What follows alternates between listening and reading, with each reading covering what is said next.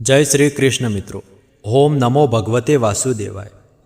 મિત્રો, વર્ષ 2000નું બીજું અને છેલ્લું સૂર્યગ્રહણ 12 ઓગસ્ટના રોજ લાગવાનું છે. તો આજે આ વિડીયોમાં આપણે જાણીશું કે આ સૂર્યગ્રહણ ક્યારે શરૂ થશે, ક્યારે પૂર્ણ થશે, શું આ સૂર્યગ્રહણ ભારતમાં દેખાશે કે નહીં, ભારત સિવાય બીજા કયા કયા દેશોમાં આ સૂર્યગ્રહણ જોવા મળશે. સાથે જ અમે તમને સૂતકકાળ વિશે પણ જણાવીશું કે આ સૂર્યગ્રહણનું સૂતક લાગશે કે નહીં. તો મિત્રો, સંપૂર્ણ માહિતી માટે વિડીયો અંત સુધી જરૂર જોતા રહેજો. પરંતુ જો તમે હજુ સુધી અમારી ચેનલને સબસ્ક્રાઈબ નથી કરી તો તરત જ સબસ્ક્રાઈબ કરીને બેલ આઇકન દબાવી દેજો અને આ વિડીયોને એક લાઇક કરો અને વધુમાં વધુ શેર કરો. તો ચાલો શરૂઆત કરીએ. મિત્રો, વર્ષ 2026નું બીજું સૂર્યગ્રહણ 12 ઓગસ્ટ 2026 બુધવારના રોજ લાગવાનું છે અને આ દિવસે અમાસનો દિવસ છે.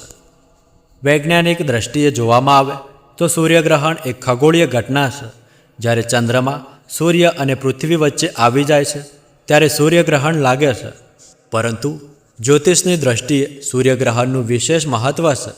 સૂર્યગ્રહણને અશુભ ઘટના માનવામાં આવે છે, જેનો પ્રભાવ દરેક મનુષ્યના જીવન અને રાશિ પર પડે છે.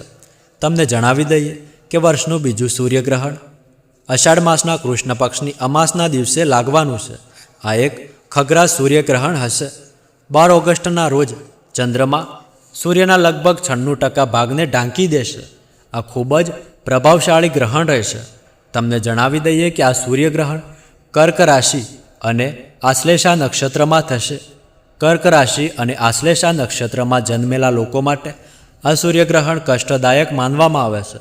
તેમણે સૂર્યગ્રહણ દરમિયાન બહાર ન નીકળવું જોઈએ અને ગ્રહણના સમયે ઓમ નમઃ શિવાય અથવા સૂર્યના મંત્રોનો જપ કરવો જોઈએ.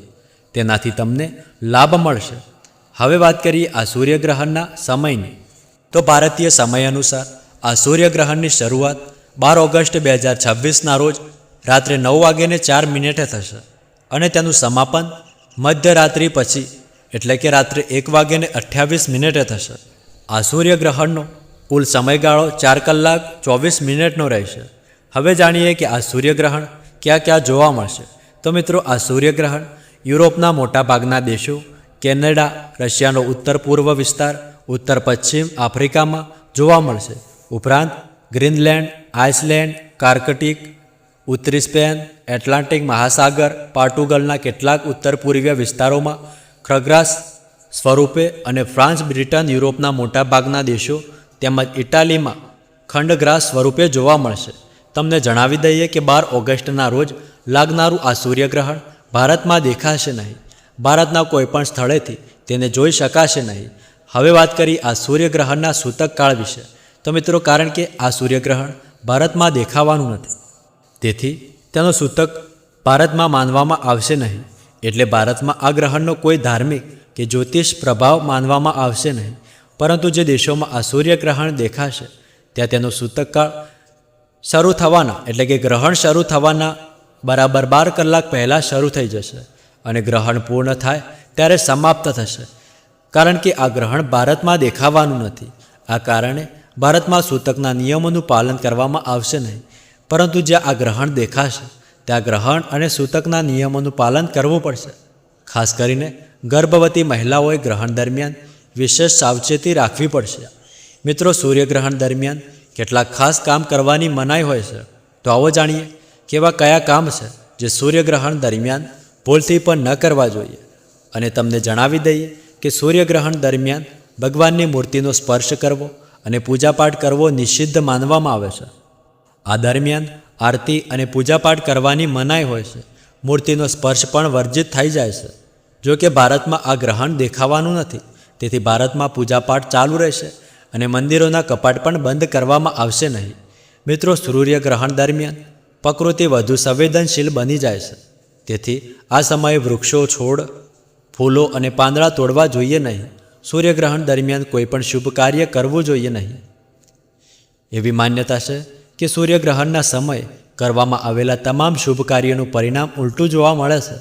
શાસ્ત્રો અનુસાર સૂર્યગ્રહણ દરમિયાન નખ કાપવા, વાળ કાપવા અને દાઢી કરાવવી અશુભ માનવામાં આવે છે. સાથે જ સૂર્યગ્રહણ અને સૂતક શરૂ થાય તે પહેલાં ખાવા પીવાની તમામ વસ્તુઓમાં તુલસીનું એક પાન જરૂર મૂકી દેવું જોઈએ. ત્યાર પછી જ ભોજન અથવા પાણીનો ઉપયોગ કરવો. ગ્રહણ પૂર્ણ થયા પછી સ્નાન કરીને સ્વચ્છ અને પવિત્ર વસ્ત્રો જરૂર પહેરવા જોઈએ. ત્યારબાદ દાન પુણ્યનું કાર્ય જરૂર કરવું જોઈએ. ધાર્મિક માન્યતા અનુસાર ગ્રહણ દરમિયાન કોઈ ગરીબ અથવા નિરાધાર વ્યક્તિનું અપમાન ન કરવું જોઈએ, કારણ કે આવું કરવાથી શનિદેવ નારાજ થઈ શકે છે. તમને જણાવી દઈએ કે સૂર્યગ્રહણ દરમિયાન ગર્ભવતી મહિલાઓએ ગ્રહણની છાયાથી દૂર રહેવું જોઈએ. એવી માન્યતા છે કે ગ્રહણની છાયા ગર્ભમાં રહેલા બાળકને નુકસાન પહોંચાડી શકે છે. તેમજ ગ્રહણ દરમિયાન ગર્ભવતી મહિલાઓએ દુર્વા ઘાસ અથવા તુલસીનું પાન જીભ ઉપર રાખીને સંતાન ગોપાલ મંત્રનો જપ કરવો જોઈએ. એવી માન્યતા છે કે ગ્રહણના સમયે ગર્ભવતી મહિલાઓએ ધાતુમાંથી બનેલી વસ્તુનો ઉપયોગ ન કરવો જોઈએ. શક્ય હોય તો ગ્રહણ પૂર્ણ થયા પછી ગર્ભવતી મહિલાઓએ જરૂર સ્નાન કરવું જોઈએ. તમને જણાવી દઈએ કે ગ્રહણ દરમિયાન ગર્ભવતી મહિલાઓએ ભોજનમાં વઘાર પણ ન કરવો જોઈએ. ભોજન જેટલું સાદું રાખી શકાય એટલું જ સારું માનવામાં આવે છે. આ ઉપરાંત ગ્રહણના સમયે પતિ પત્નીએ શારીરિક સંબંધ પણ ન બાંધવા જોઈએ. આવું કરવાથી તમારા ઘરની સુખ સંપત્તિ ભંગ થાય છે. અને જો તમારી કુંડળીમાં કોઈ દોષ હોય તો ગ્રહણના સમયે ભૂલથી પણ ઘરની બહાર ન નીકળવું જોઈએ. ખાસ કરીને જેમની કુંડળીમાં રાહુ અને કેતુનો પ્રભાવ ખૂબ વધારે હોય. આ ઉપરાંત ગ્રહણ દરમિયાન શરીરે તેલની માલિશ પણ કરવી ન જોઈએ. આવું કરવાથી ત્વચા સંબંધિત સમસ્યાઓ થઈ શકે છે.